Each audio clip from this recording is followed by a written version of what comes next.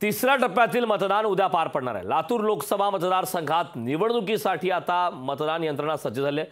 2125 मतदान केंद्रावर मतदान होणार आहे। कायदा आणि सुव्यवस्था राखण्यासाठी पोलीस प्रशासन सज्ज झालेलं आहे।